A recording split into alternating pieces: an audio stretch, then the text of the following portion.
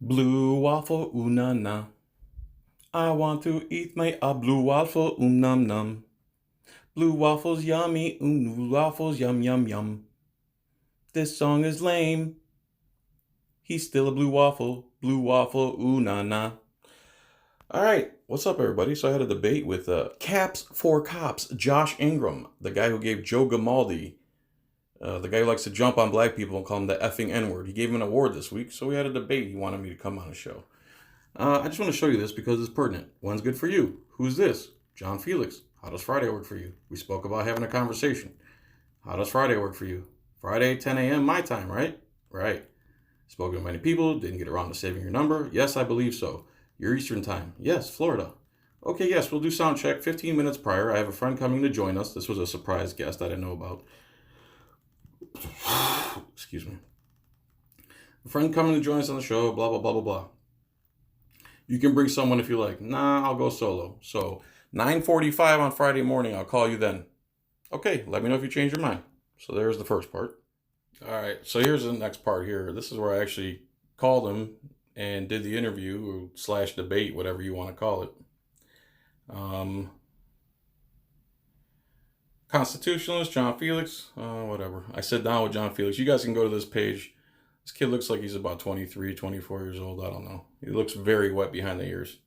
And you're going to see here, I'm going to use his video because my audio came out like crap.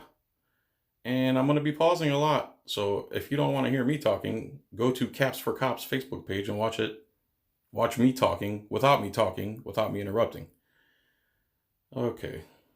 Oh, so let's go.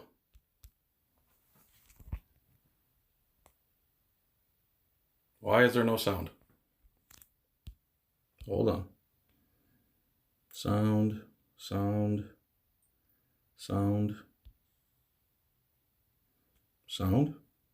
Let me pause this. All right, let's see if it plays with sound now. You bootlickers. I would like to say that I have a treat in store for you guys today, that you're in for a treat, but I don't know if that's the case. As you know, today I'm supposed to be interviewing John Filax. Ray, his son got sick last night. He can't be with us this morning. So, Ray, I hope your son feels better, buddy. No worries. But John just called me, and he didn't understand that this show was on video, which I don't completely get, because when he bashed me in his YouTube video, he was bashing the show. So, yeah, and it was a show just like this where you're sitting there by yourself. You don't have a guest. How am I supposed to know that when you have a guest, it's on video? I would have to actually watch your content to know that. And I watched one video and it looked just like this. He knew the show was video because he made a 30-minute video about it. But he didn't understand the show was video, so he's supposed to be calling. I didn't say I didn't understand the show was video. And I'm not going to publish the phone call too, but I told you, you didn't tell me nothing. I just showed everybody the text you sent me. It says nothing about video. It says nothing about Skype. It says nothing about you sending me a link like you said over the phone today while I was in the car on the way to the doctor. Me. And we're going to do this interview over speakerphone. He should be calling me any minute. We'll see if he does. So that's what we get to look forward to today is old John Filax telling us all the good stuff that he knows and how the country should be ran and solving all the world's problems one cop at a time. I'm just waiting for this clown to call me. We'll see what he has to say. He did tell me that we're supposed to be respectful to each other, not talk over each other, not call each other names. And I agreed to it, and I have all the phone calls recorded. You say I didn't, I'll publish the phone calls too, but you're fibbing right there. I'm open to the discussion. And then... So you just called me a clown. There you go. Here we go. We'll get it over with. I'm hoping the 30 minutes goes by fast today. Why are you hoping that? Why are you so nervous about, dude? And why are you all fidgety? Because I don't know how much of this I'll be able to listen to. I saw one of his YouTube videos this morning. I didn't realize it was him until later on. And it gave me a headache. So. Yet you didn't debunk any of it. And I was perfectly within the law while the cop was not within the law. You forgot to mention that part. I have a feeling that's how all this is going to go. Adam, you say cold feet. I don't know. I mean, he said he was going to call me at 9, and it's not. Like I said, I was going to call him at 9:45. I showed you the text. So again, this guy doesn't have his ducks in a row, and he's going to blame me while he's recording. This is what destroys your credibility, dude. Things like this. Look at your own text message. 9:01. He said he was going to give me a call. You know, I just love it. He makes a 30-minute video bashing my show, and then tries to call me the day I invited him to come on and says, I didn't know your show was on video. I did not say that. I said I didn't know that you were going to send me a link and it was going to be over Skype. You never told me that. I just showed everybody the whole text. Again, you're hurting yourself here, dude. And then he says, well, I'm only doing a phone interview. And I'm like, no, buddy, you tried to be on my show. No, I said I thought we were going to do a phone interview because I wasn't told anything else. I just did a show called Fights Camera Action. A lady from London called me, sent me several emails beforehand telling me what to expect and what was going to go down. You said, call me 9:45 on Friday, and you can't even get the time right. Oh, here he comes. Let's see how this goes. Oh, I didn't answer it in time. Let me call him back. Hello.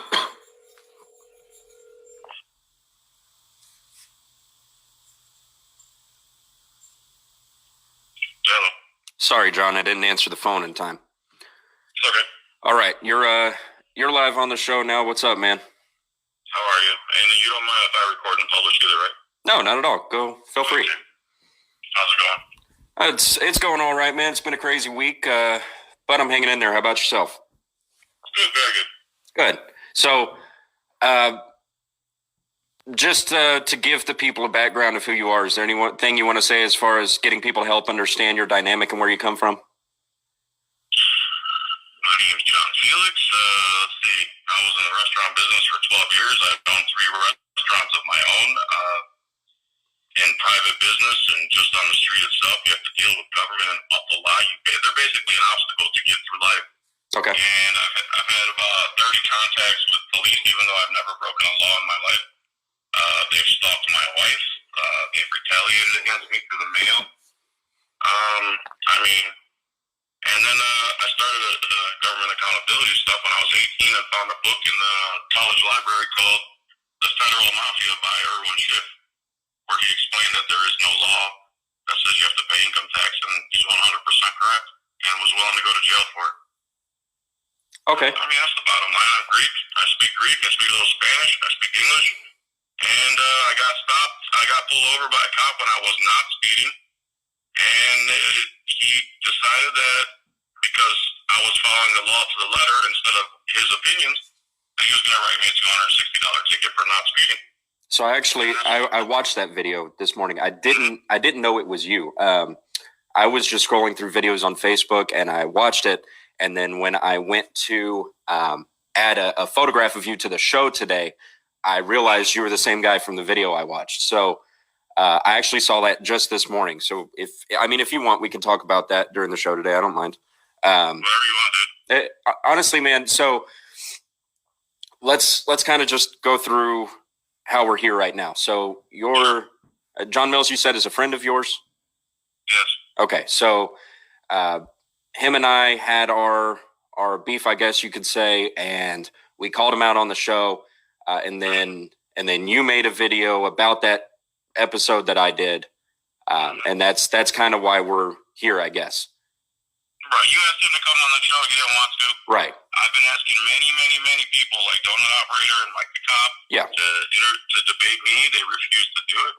And it's sad that John refused to do it with you. I'm not willing to talk to anybody. Of course. And they're not willing to talk to me, and that's what I respect about you so far.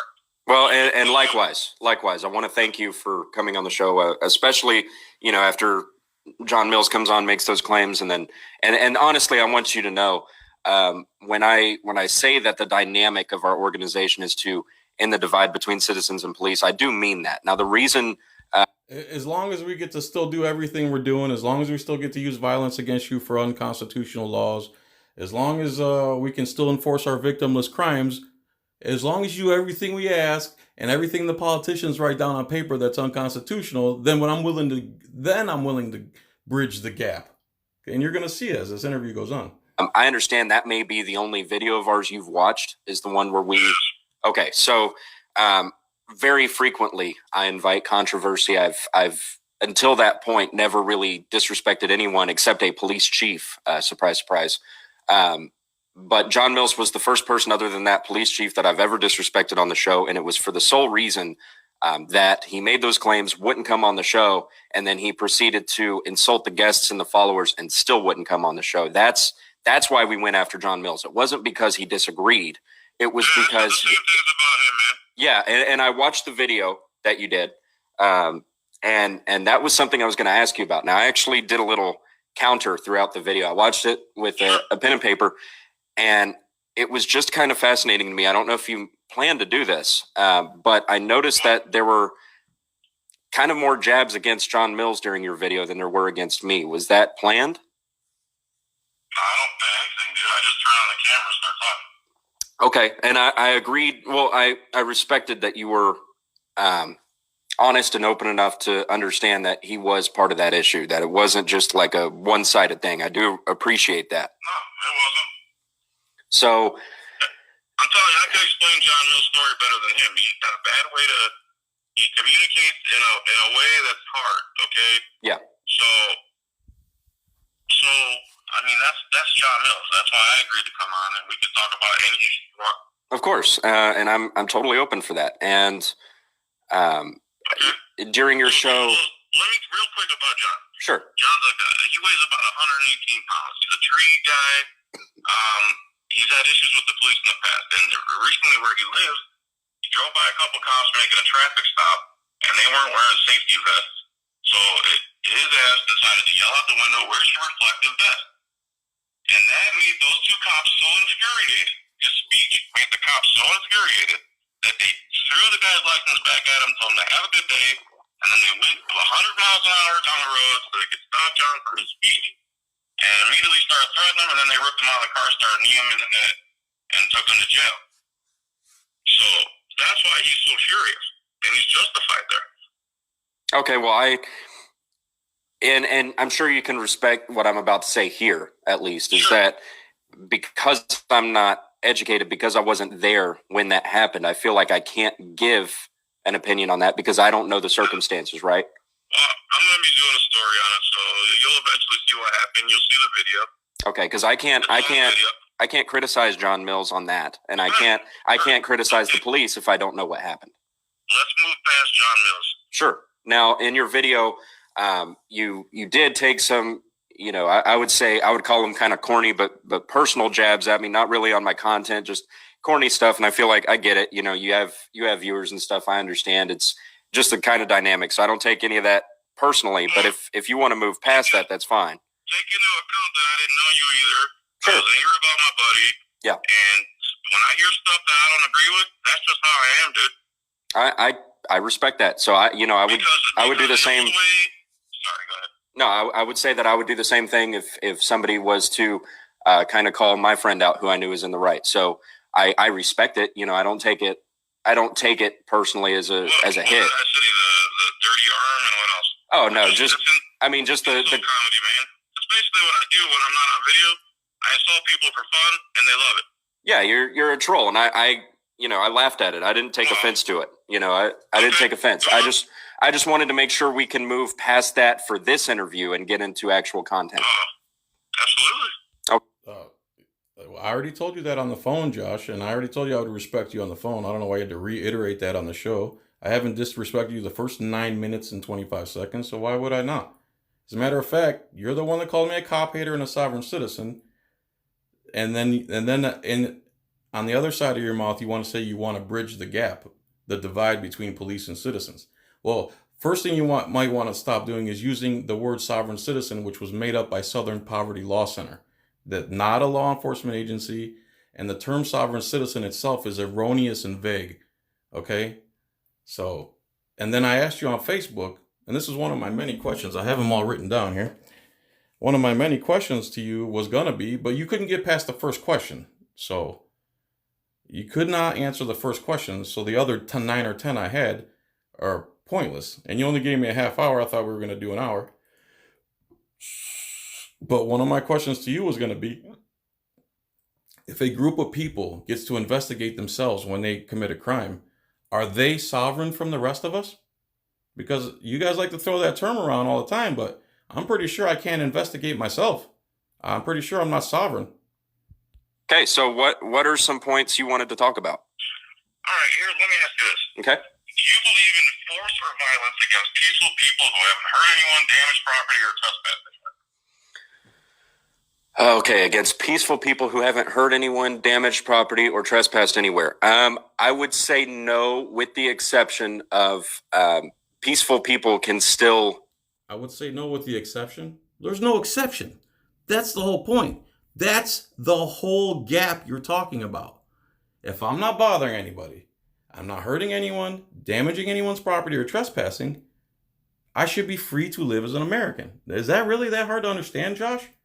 Resist lawful commands. And so in that case, I believe in. How can someone who's not hurting anybody, not damaging property or trespassing, refuse lawful commands? There's no commands to be given that would be lawful because you haven't committed any crimes. This is the gap, Josh, that you're not seeing. Force but not violence. Force but not violence, as if they're different. So I'm going to force you physically to do something, but it's not violent. Again, now he's trying to mince up words. Force and violence is pretty much the same thing. Violence is just a heavier version. Peaceful people can still what? They can still be resisting. You can passively resist. How can you resist if you haven't done anything wrong? What are you resisting? What are you being talked to about? You haven't done anything. You haven't hurt anybody. Again, why is this concept so hard for police to understand? If you haven't hurt anybody and you're not damaging property and you haven't trespassed, there's absolutely zero reason for a police officer to be talking to you. Zero. Being aggressive. What you're talking about is arbitrary law. What I'm talking about is a man, just a man. If a person isn't hurting anybody, damaging anybody, or trespassing, there is no reason for him to be talked to at all by law enforcement. Is there? That's called freedom, isn't it? I mean, I see the point you're trying to fish around to, but I can also say that my best answer for that would. I can see the point you're trying to fish around. I'm not fishing, dude. It's point blank. Haven't hurt anyone, haven't damaged property, not trespassing. Why would I have to be contacted by police if I haven't done anything to anybody or any property? Is that concept really that hard to understand? It depends, because I think it doesn't depend, guy. Freedom is freedom. Either we have it or we don't. There's no blanket answer for something like that. There's always going to be scenarios in which case, it's still doable. So I would say it depends. So you can't say with the blanket statement that a person who's not damaging anybody, trespassing or creating a victim should be able to have his freedom impeded? I would say a person who is not committing a crime shouldn't have. So now he's changing it. So he doesn't like the way I worded it. Now he wants to throw in anyone who's doing anything at all that some dirty politician put on paper. Then I can use violence against them. Force and violence. So he doesn't understand the concept of freedom, where if you're not doing anything to anybody, you should be left alone. He thinks that you can have freedom as long as the 100,000 laws on the books are followed by you and not us. Because the Supreme Court's also ruled that police don't have to know the law. But we do, because ignorance of the law is no excuse unless you wear a costume. Have his freedom impeded. I think we can agree on that. Or a person who is not suspected of committing a crime. The legal definition of a crime is you have to have victim and standing. Okay, so where are you trying to go with the point? Are we talking codes, statutes, or are we talking actually crimes? Well, where are you trying to go with the point? I think that'll determine kind of the aim of where we take this. My whole point is.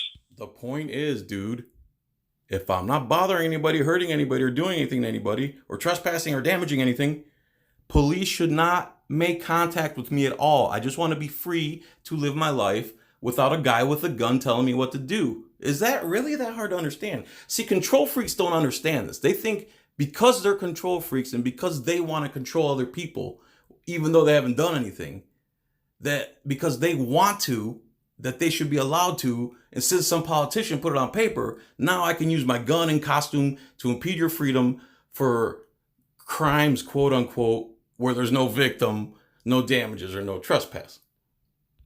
if you're a free American and you're not hurting anybody, damaging property or trespassing, law enforcement shouldn't be speaking to you at all or impeding your freedom at all. Okay, so what are you wanting to reference with that point?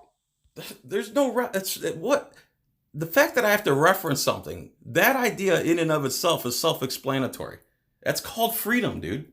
Something police hate. Because that sounds like you're kind of setting up for something else. It's just freedom. That's what I'm trying to explain to you is the definition of freedom. I'm all for freedom. I'm all for freedom unless someone rolls through a stop sign, possesses a plant, smokes a plant, walks the wrong direction, walks on the wrong side of the road. I'm all for freedom unless you do all those things, any of those things. Not victimizing anybody, damaging anybody's property, or trespassing anywhere. I should not have my freedom impeded ever in America. Do you agree with that or not? I can agree with that to an extent. Yeah, like I said, Again, to an extent. He can't agree with it because you can't be a cop and agree with the notion that if you're not victimizing, damaging, or trespassing, that you should be left alone, because cops don't operate that way. Their whole mission is to bug people and to steal money from the American public. Their budgets actually depend on it. There's always exceptions, but no, for generally speaking, No, there's no exceptions. Why would there be an exception? I think if you're not hurting anybody, you're not doing anything wrong, you don't deserve to have your freedom infringed. See, I didn't say doing anything wrong. That's cop-splaining right there. I never said doing anything wrong, because wrong is a subjective word. Well, you drink alcohol, which I think is wrong. Other people smoke pot, which I think is okay, because it's a lot softer drug and it's a lot more benefit to your health, and no one's ever died from it. So what would be the exception? Well, like I said, if you're suspected of committing a crime, if an officer does have reasonable suspicion, I think a big misconception is people think officers have to have probable cause every time. Probable cause is only necessary for the arrest, but to make an approach and speak to somebody, they only need reasonable suspicion. Well, to approach and speak, you don't need anything. Well, right, but I mean let's say they were going to stop you or something like that. You only need reasonable suspicion for that stop. Well, you need reasonable, articulable suspicion of a crime. That's the part police always leave off. Reasonable suspicion in and of itself is just a hunch.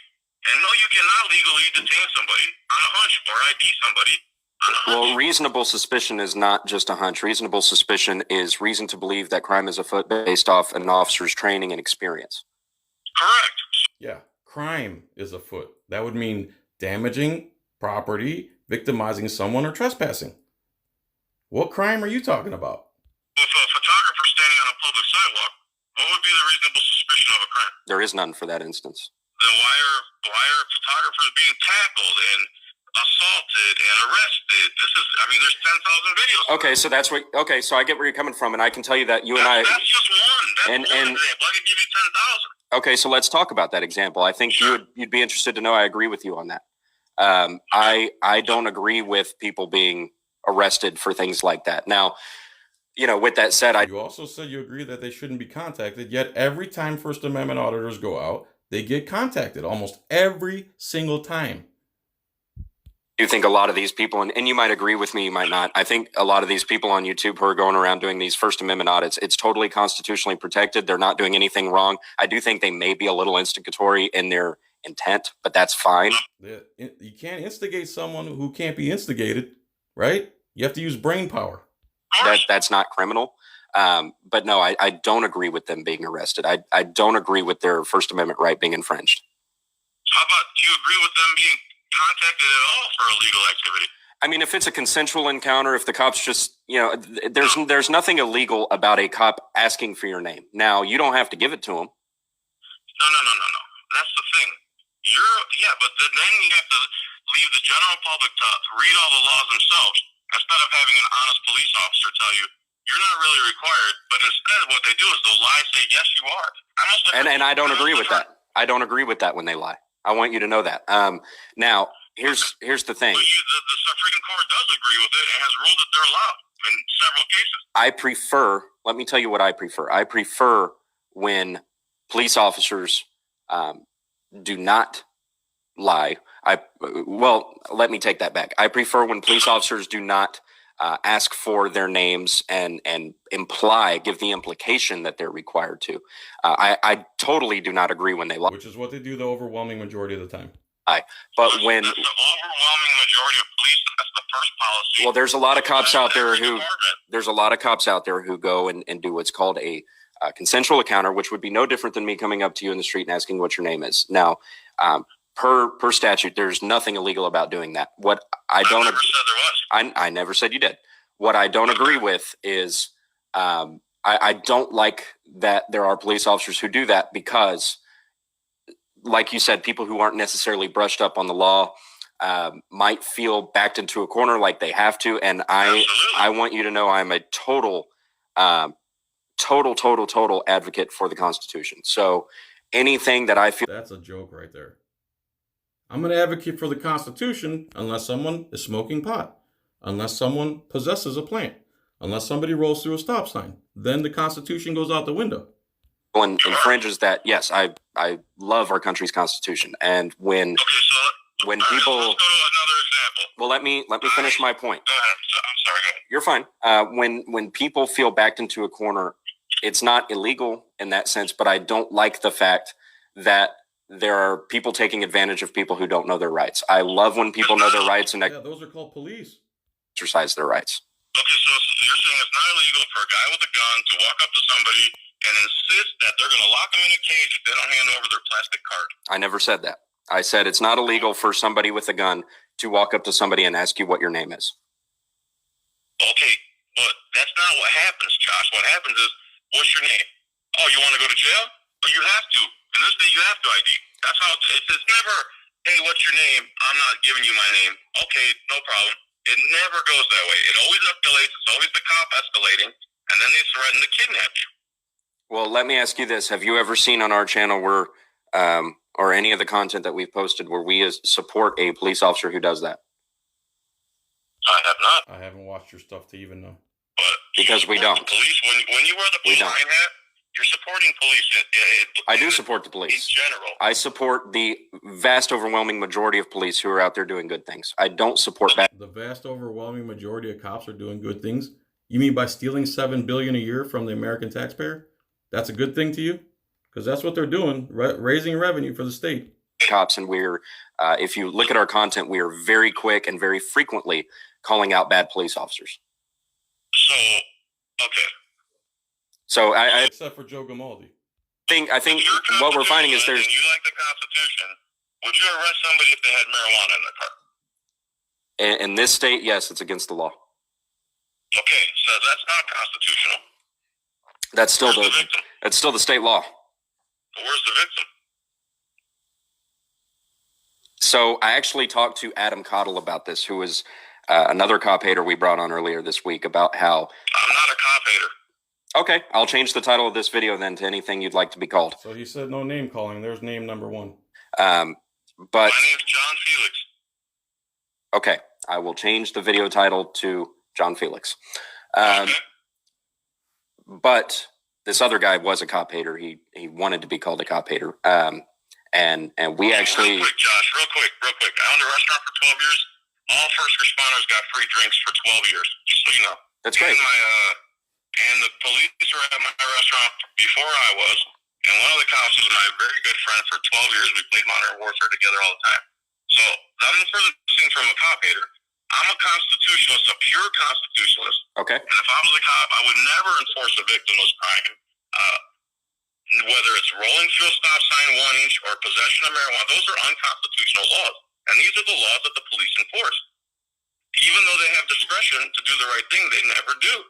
Well, first of all, back to what I was trying to say is Adam and I had about a 20 to 30 minute discussion on why drugs are not victimless crimes. Yes, they are. If I'm smoking marijuana, there's no victim, and I don't need you to save me from myself.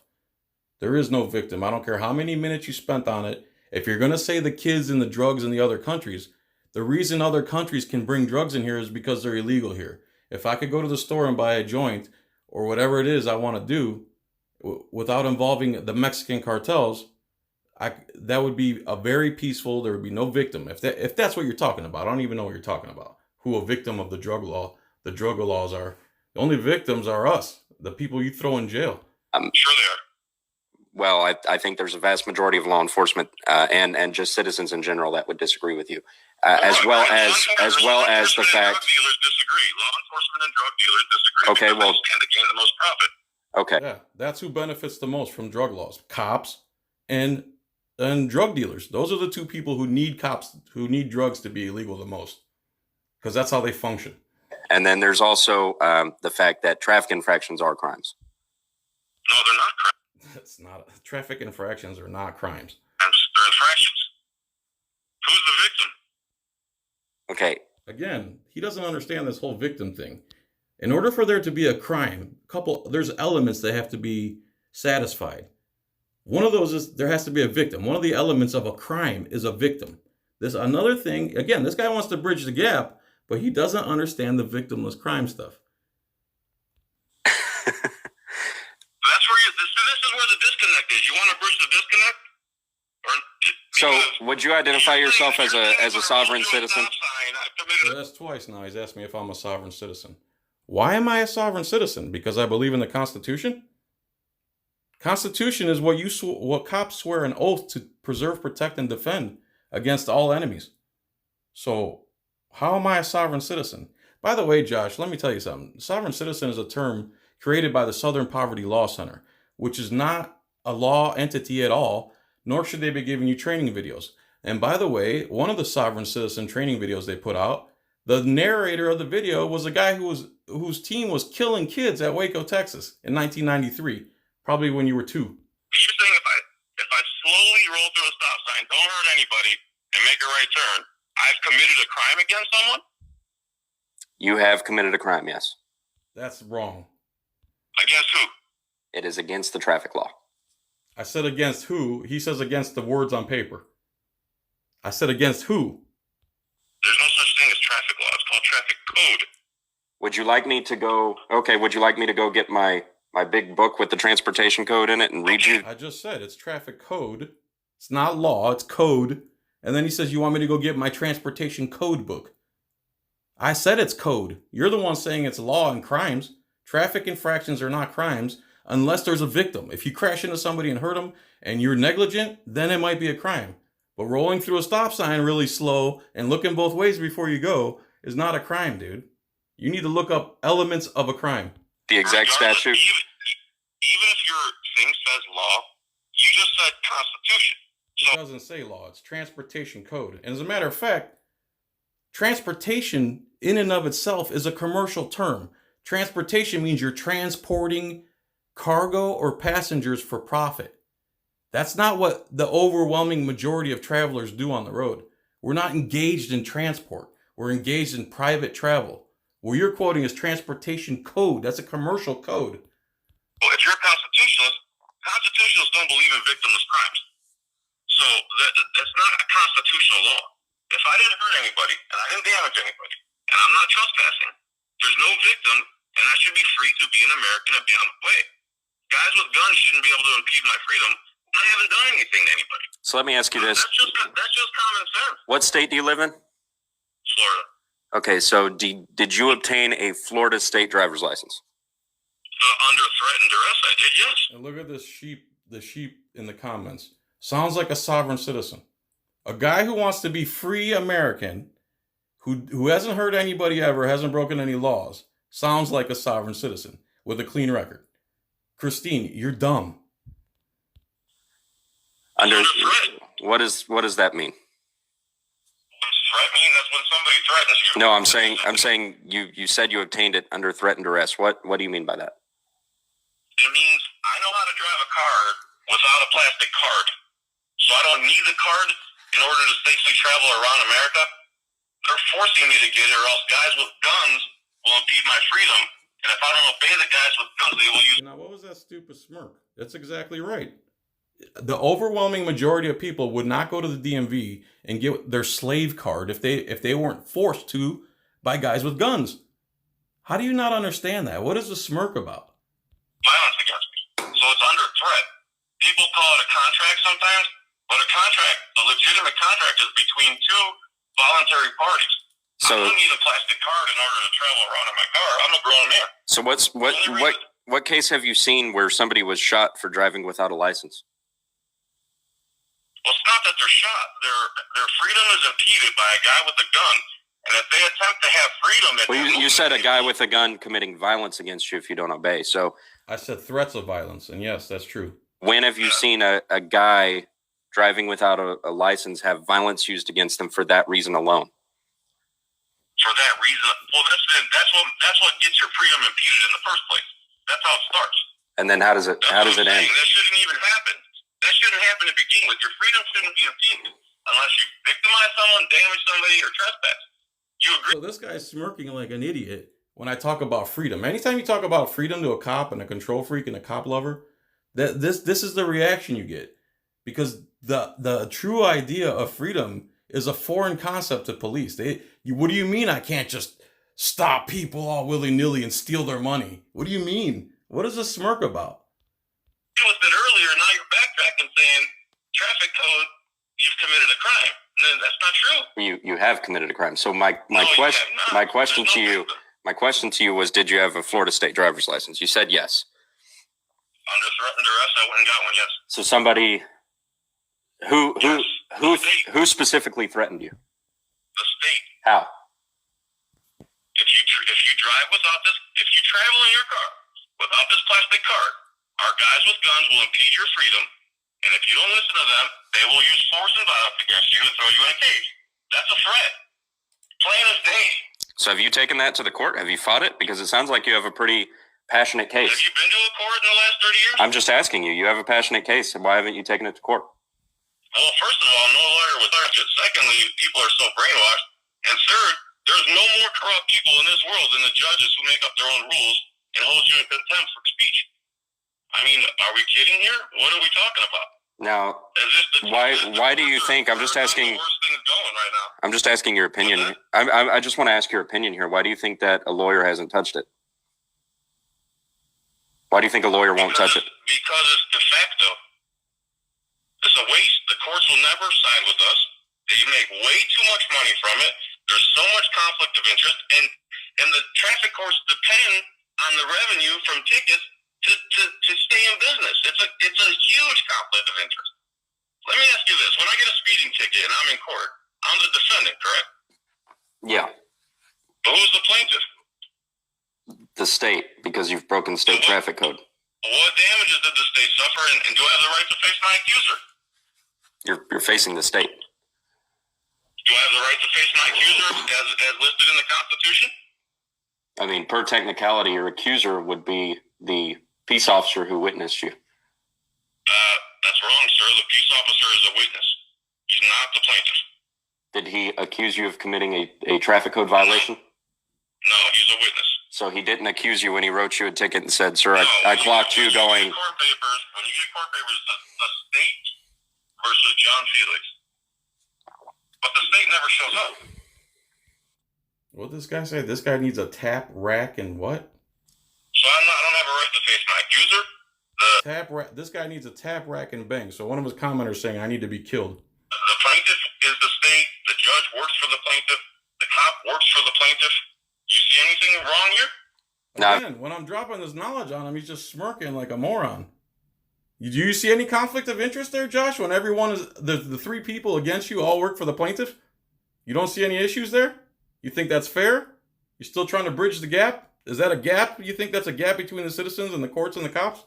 Is that a gap at all that you might want to bridge? Have you said this in court?